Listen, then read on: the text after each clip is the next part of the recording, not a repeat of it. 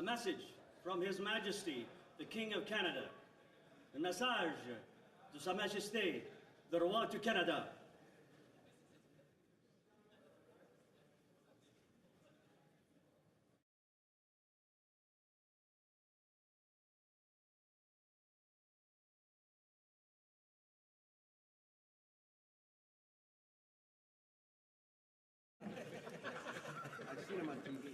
Mr. Speaker, a message from His Majesty the King. Monsieur le Président, un message de Sa Majesté le Roi. Admit the messenger. Faites entrer le messager.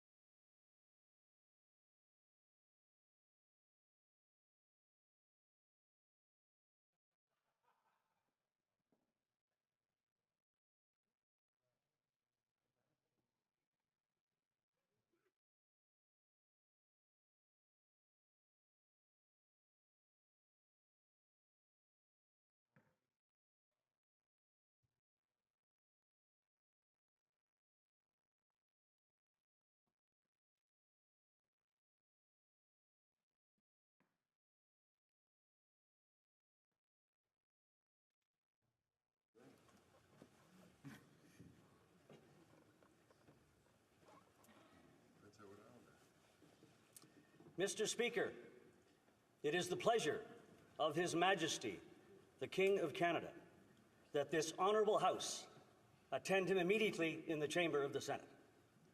Monsieur le Président. Mr. Speaker, it is the pleasure of His Majesty, the King of Canada, that this honourable House attend the Senate chamber immediately.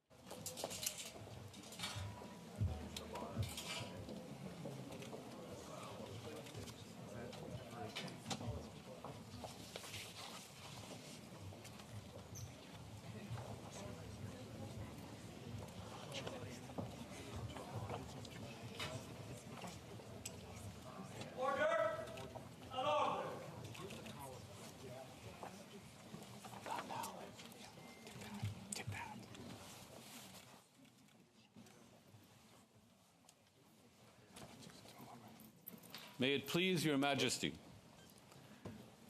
The House of Commons has elected me their Speaker, though I am but little able to fulfill the important duties thus assigned to me. If in the performance of those duties I should at any time fall into error, I pray that the fault may be imputed to me and not to the House of Commons, whose servant I am, and who, through me, the better to enable them to discharge their duty to their king and country, humbly claim all their undoubted rights and privileges, especially that they may have freedom of speech in their debates, access to your Majesty's person at all seasonable times, and that their proceedings may receive from your Majesty the most favorable construction.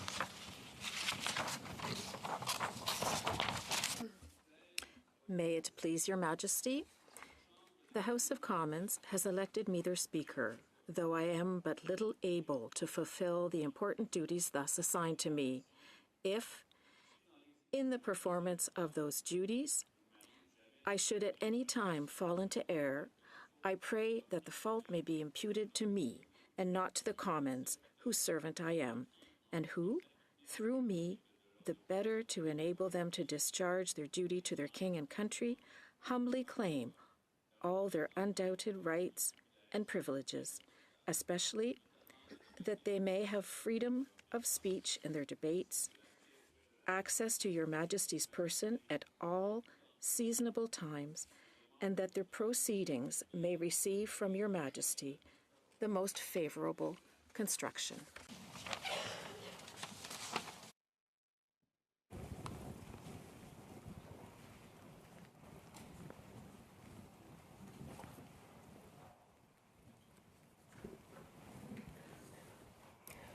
Mr. Speaker, I am commanded by His Majesty the King to declare to you that he freely confides in the duty and attachment of the House of Commons to His Majesty's person and government, and not doubting that their proceedings will be conducted with wisdom, temper, and prudence, he grants and upon all occasions will recognize and allow their constitutional privileges.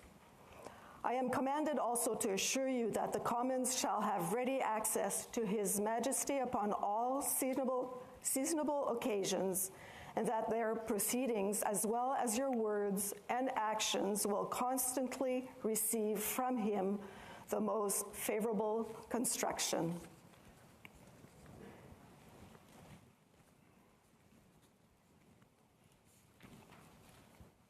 Mr. Speaker, I am commanded by His Majesty the King to declare to you that he freely confides in the duty and attachment of the House of Commons to His Majesty's person and government, and not doubting that their proceedings will be conducted with wisdom, temper, and prudence, he grants, and upon all occasions will recognize and allow their constitutional privileges.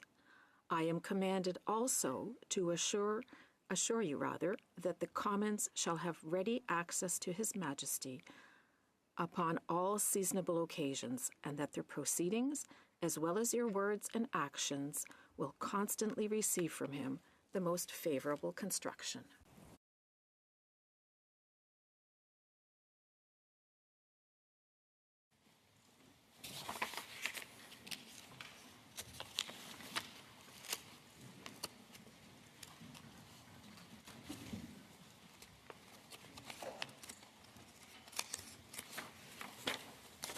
Honourable Senators, members of the House of Commons, it is with a deep sense of pride and pleasure that my wife and I join you here today as we witness Canadians coming together in a renewed sense of national pride, unity, and hope.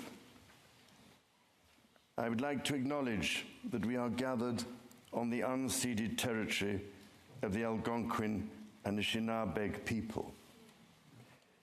This land acknowledgement is a recognition of shared history as a nation, while continuing to deepen my own understanding. It is my great hope that in each of your communities and collectively as a country, a path is found toward truth and reconciliation in both word and deed. This is my 20th visit to Canada, spread over the course of more than half a century, and my first as sovereign.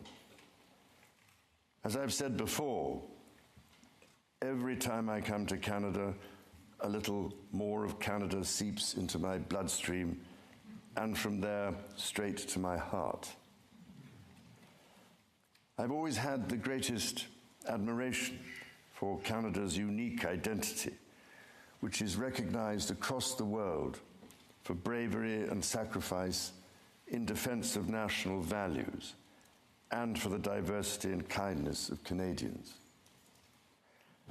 To the First Nations, Inuit and Métis peoples, you have welcomed my family and myself to your traditional lands with great warmth and hospitality, for which I am humbly grateful. This year, we mark the 80th anniversary of VE Day and VJ Day. On Juno Beach, at Dieppe, on the Somme, at Beaumont-Hamel, at Ypres, and on Vimy Ridge. At those places and many others, forever etched into our memories, Canadians fought and died alongside our closest allies. Aujourd'hui, today, I see representatives from every part of Canada, from St. John's, Newfoundland and Labrador, to Victoria, British Columbia, and Arviat in Nunavut. I see the guardians of the fundamental rights and freedoms guaranteed in the Canadian Charter. And as King, I thank you for your service to your fellow Canadians across the length and breadth of this vast and great nation. you speak for your communities, representing an incredible richness of cultures, languages, and perspectives. We owe it to this generation and those who succeed us to think and act for the greater good of all. While the world faces unprecedented challenges, generating uncertainties across the continents with regards to peace and stability, economics and climate change, your communities have the skills and determination to bring a wealth of solutions. En encourageant la collaboration, by fostering collaboration and engaging in respectful, constructive debates, you will ensure this government is capable of bold and fair action to support Canadians. It has been nearly 70 years since the Sovereign first opened Parliament. In the time since, Canada has dramatically changed, repatriating its constitution, achieving full independence, and witnessing immense growth. Canada has embraced its British, French, and Indigenous roots and become a bold, ambitious, innovative country that is bilingual, truly multicultural, and committed to reconciliation. The Crown has for so long been a symbol of unity.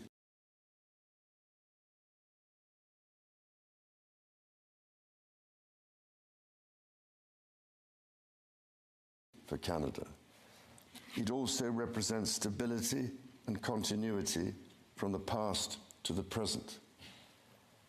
As it should, it stands proudly as a symbol of Canada today in all her richness and dynamism. When my dear late mother, Queen Elizabeth II, opened a new Canadian Parliament in 1957, The Second World War remained a fresh, painful memory. The Cold War was intensifying. Freedom and democracy were under threat. Canada was emerging as a growing economic power and a force for peace in the world. In the decades since, history has been punctuated by epoch-making events: the Vietnam War, the fall of the Berlin Wall, and the start of the War on Terror. Today, Canada faces another critical moment. Democracy, pluralism, the rule of law, self-determination, and freedom are values which Canadians hold dear, and ones which the government is determined to protect. The system of open global trade that, while not perfect, has helped to deliver prosperity for Canadians for decades, is changing. Canada's relationships with partners are also changing.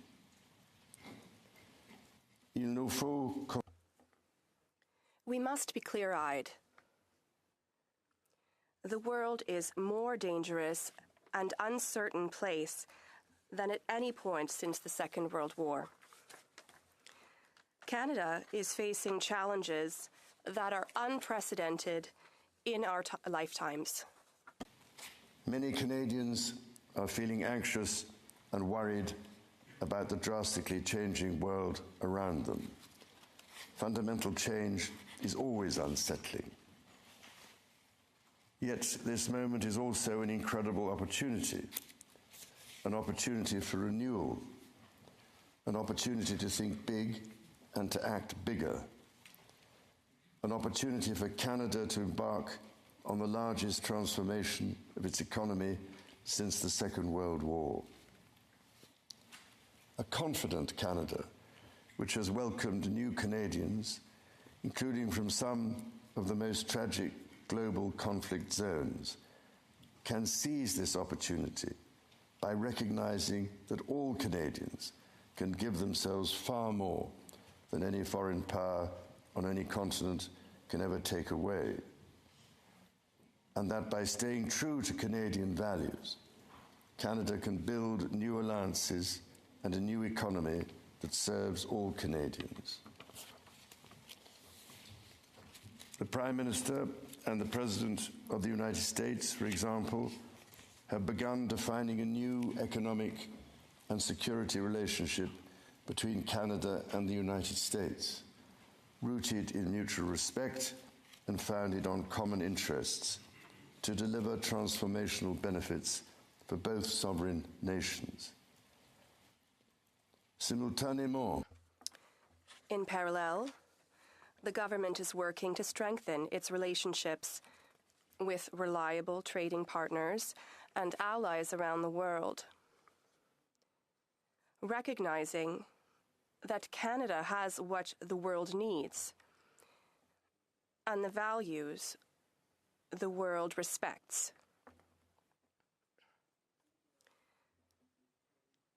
Canada is ready to build a coalition of like-minded countries that share its values,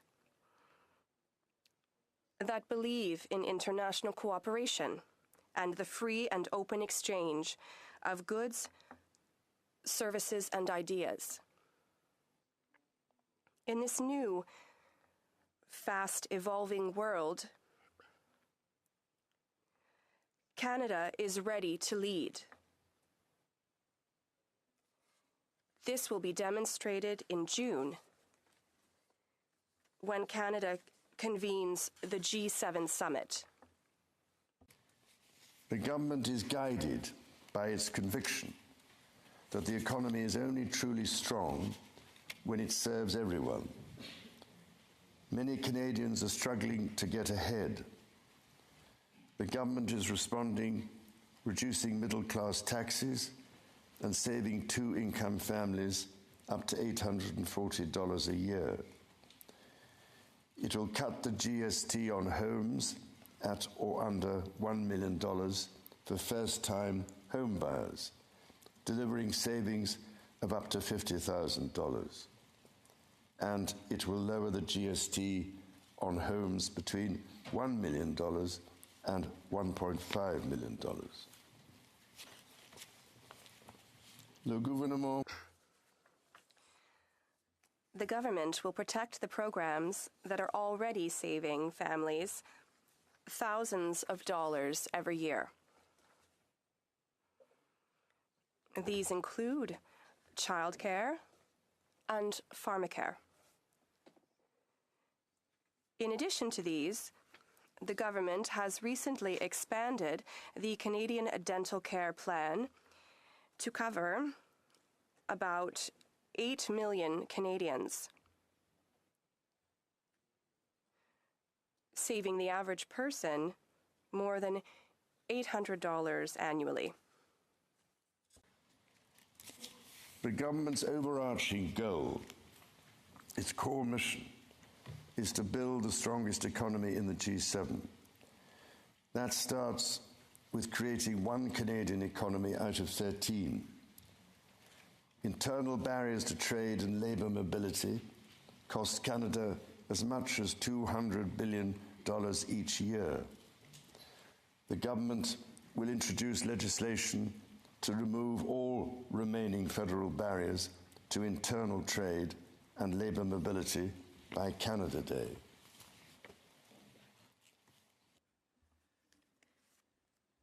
Numerous premiers have already taken vital steps to break down provincial and territorial barriers to trade. Together, we will build on that progress to deliver free trade across the nation.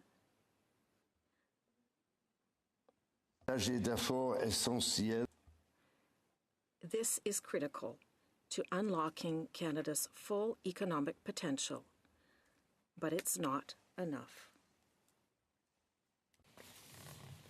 To build Canada strong, the government is working closely with provinces, territories, and Indigenous peoples to identify and catalyse projects of national significance. Projects that will connect Canada, that will deepen Canada's ties with the world, and that will create high-paying jobs for generations. Given the pace of change and the scale of opportunities, speed is of the essence. Through the creation of a new major federal project office, the time needed to approve a project will be reduced from 5 years to 2, all while upholding Canada's world-leading environmental standards and its constitutional obligations to Indigenous peoples.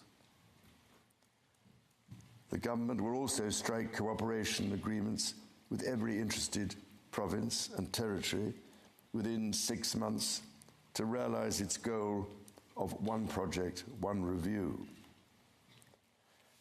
When Canadians come together, Canada builds things that last. Éliminer ces obstacles qui freinent. By removing these barriers that have held back our economy, we will unleash a new era of growth that will ensure we don't just survive ongoing trade wars, but emerge from them stronger than ever.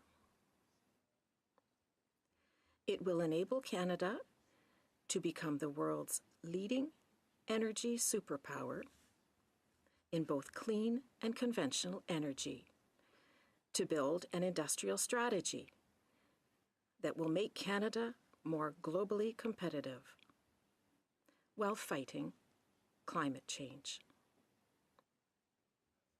to build hundreds of thousands of good careers in the skilled trades,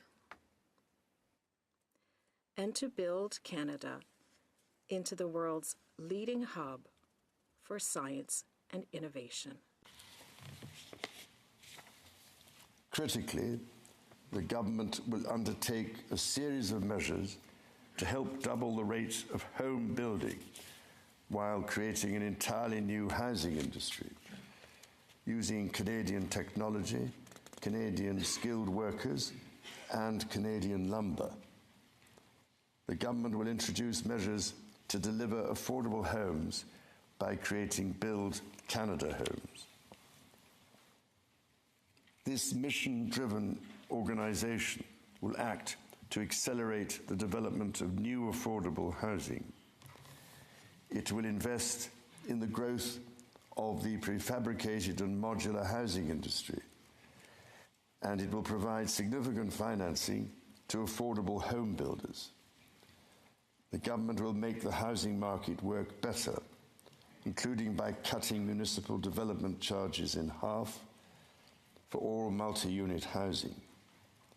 The government will drive supply up to bring housing costs down.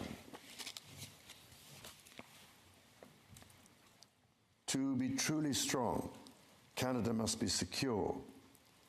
To that end, the government will introduce legislation to enhance security at Canada's borders. Law enforcement and intelligence agencies will have new tools to stop the flow of fentanyl and its precursors. The Canada Border Services Agency will be given new powers to examine goods destined for export to prevent the transport of illegal and stolen products, including cars. Le gouvernement protégera.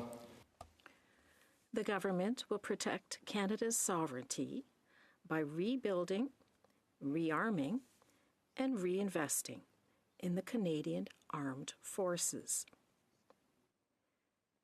It will boost Canada's defense industry by joining Rearm Europe to invest in transatlantic security with Canada's European partners. And it will invest to strengthen its presence in the north, as this region, which is an integral part of Canada, faces new threats.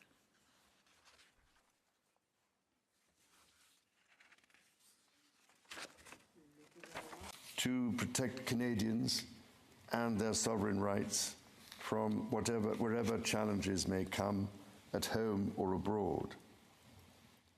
To keep communities safe, the government will hire 1,000 more RCMP personnel.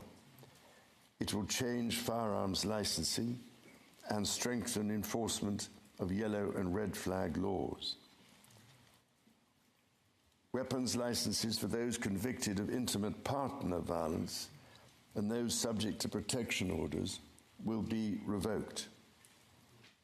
Through the deployment of scanners, drones, and helicopters, additional personnel, and canine teams, the government will stem the tide of illegal guns and drugs across the border. It will take these steps while protecting the rights of law-abiding gun owners and Indigenous peoples' long-standing hunting traditions. The government will bring a renewed focus on car theft and home invasions by toughening the criminal code to make bail harder to get for repeat offenders charged with committing these crimes, along with human trafficking and drug smuggling. During this time of great change, Canadians are uniting behind what makes Canada unique. La langue française et la culture. The French language and the Quebec culture are at the heart of the Canadian identity. They define the country that Canadians and I love so much.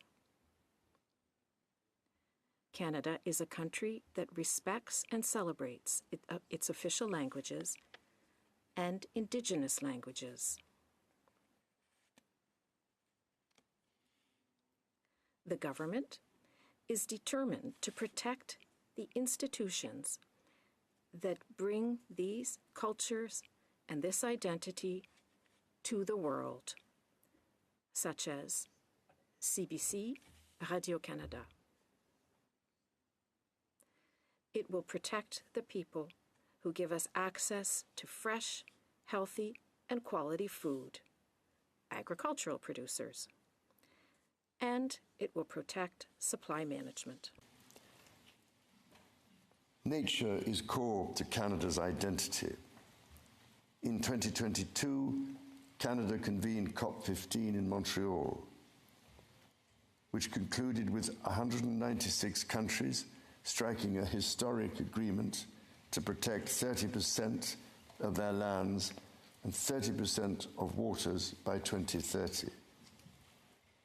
To this end, the government will protect more of Canada's nature than ever before through the creation of new national parks, national urban parks, marine protected areas, and other conservation initiatives.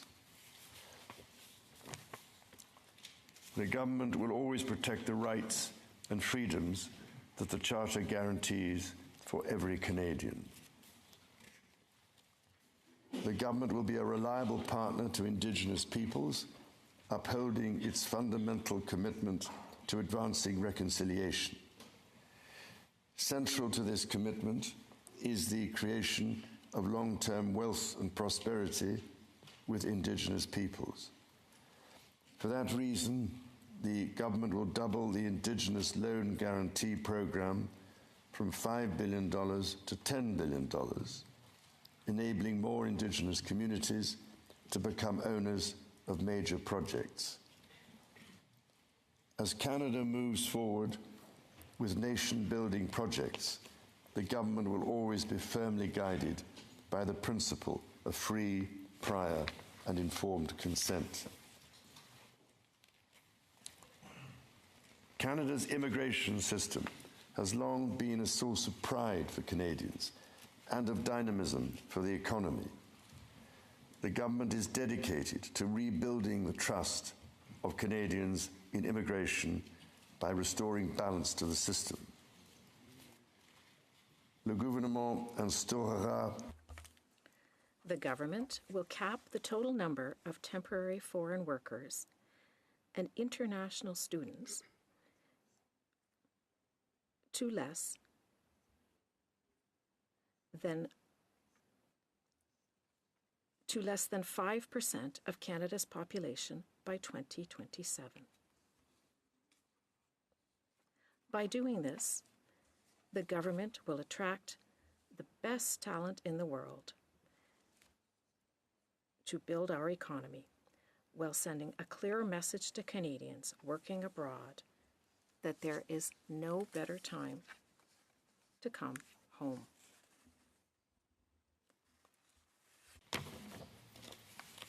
Dans toutes ses actions, le gouvernement. In all its actions, the government will be guided by a new fiscal discipline. Spend less so Canadians can invest more. Day-to-day government spending, the government's operating budget, has been growing by 9% every year. The government will introduce measures to bring it below 2%. Transfers to provinces, territories, or individuals will be maintained. The government will balance its operating budget over the next 3 years by cutting waste, capping the public service, ending duplication, and deploying technology to improve public sector productivity. In parallel, the government will take a series of measures to catalyze new investment, to create better jobs and higher incomes for Canadians. The scale of the government's initiative will match the challenges of our times and the ambitions of Canadians. Honourable Senators, members of the House of Commons, when my dear late mother addressed your predecessors 7 decades ago, She said that in that age and against the backdrop of international affairs, no nation could live unto itself. It is a source of great pride that in the following decades, Canada has continued to set an example to the world in her conduct and values as a force for good. À vous. I wish to express to you and to the people of Canada my heartfelt gratitude, and that of my wife, for the warmth of the welcome which we have received. And reminds us the true North is indeed strong and free.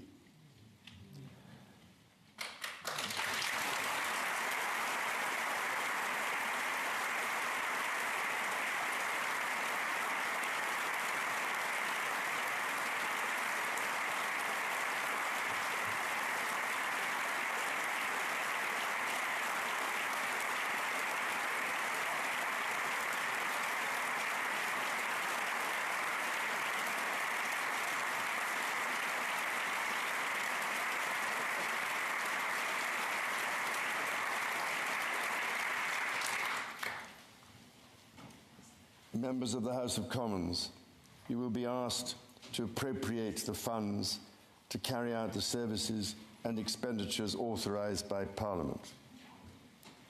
May you honour the profound trust bestowed upon you by Canadians. And may God bless and guide you in all your duties.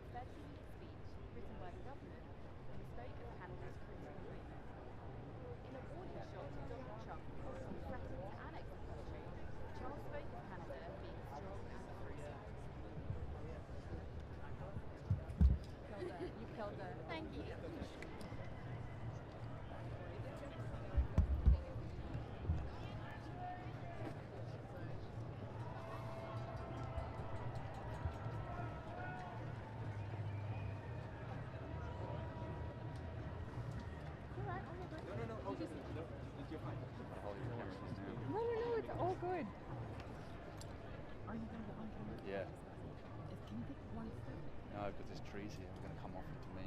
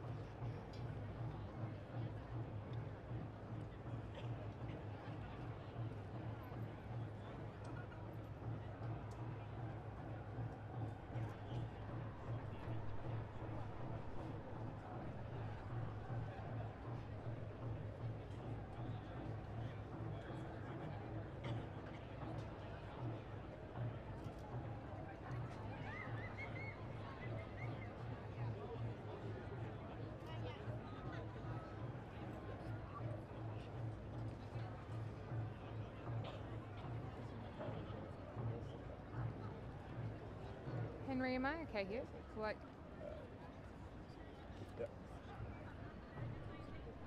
Sir, Richie is, I believe the belonging with the town backpack, I think that's there. And then just in town, the road folks, I just walk by.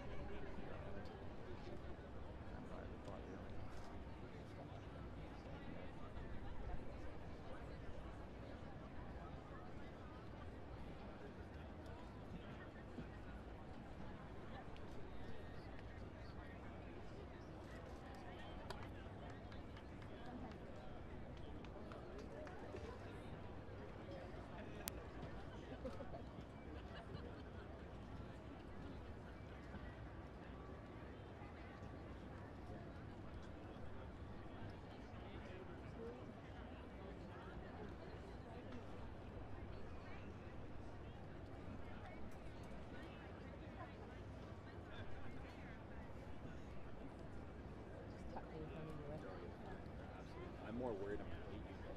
that's fine. He did it before. Yeah, it's fine. Oh, yeah, it's fine. It's no taking.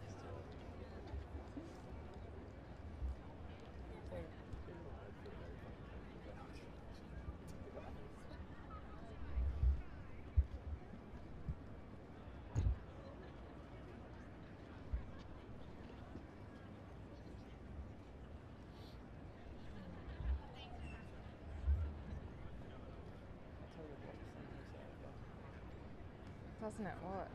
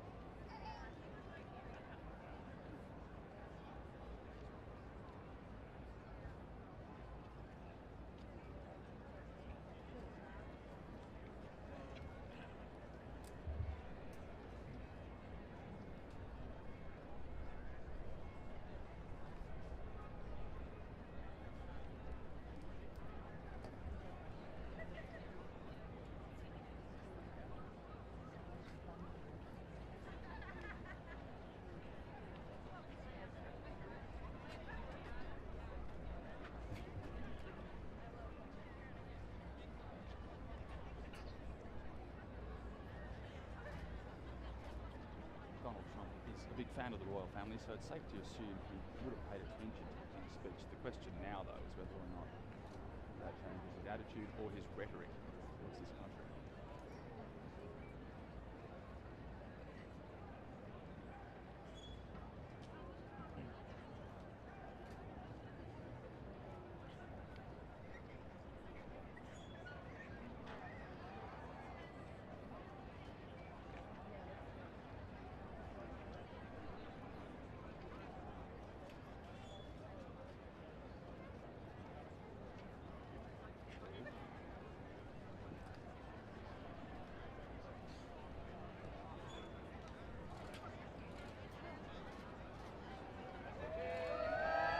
Donald Trump is a big fan of the royal family, so it's safe to assume he would have paid attention to the King's speech. The question now, though, is whether or not that changes his attitude or his rhetoric towards this country.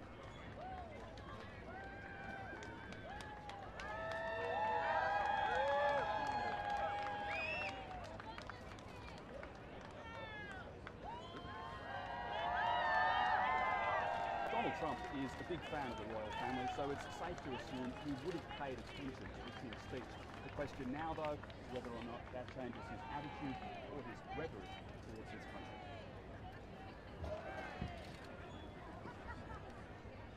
Donald Trump is a big fan of the royal family, so it's safe to assume he would have paid attention to the King's speech. The question now, though, is whether or not that changes his attitude or his rhetoric towards this country.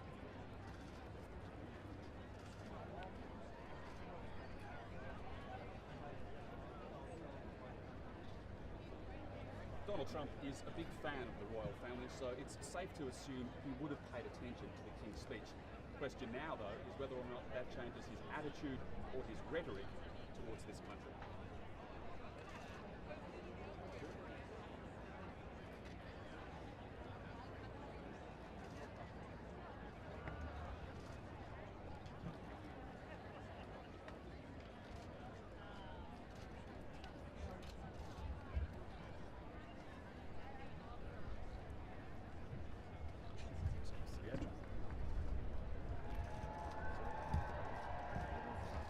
Yeah, I was.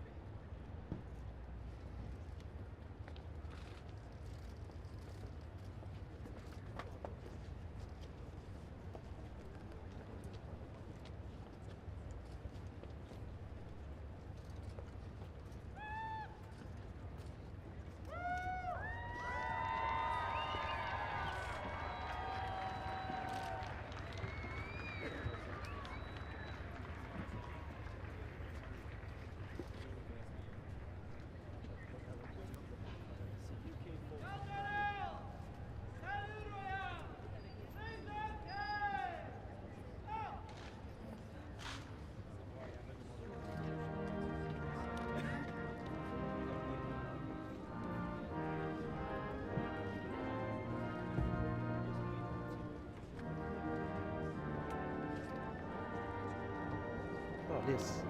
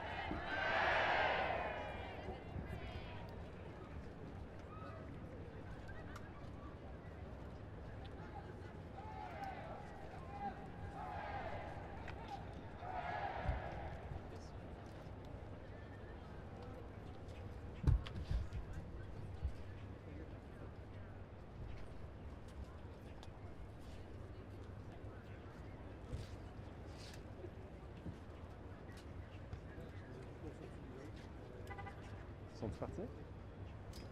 Non? Chris, j'ai une tête.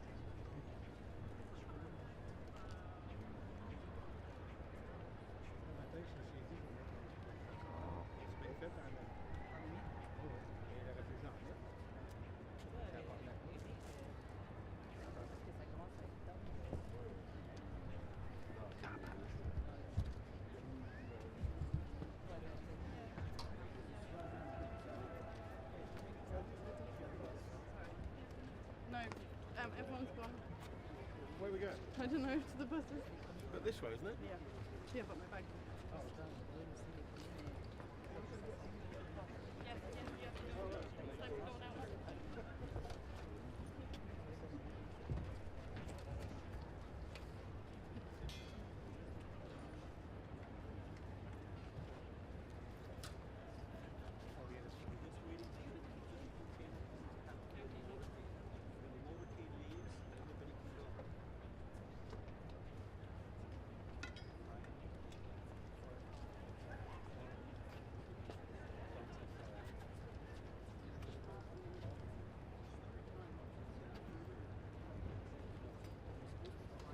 Andre, I'm going to NEC to file. You want to come or you want to go somewhere else? Oh, yeah.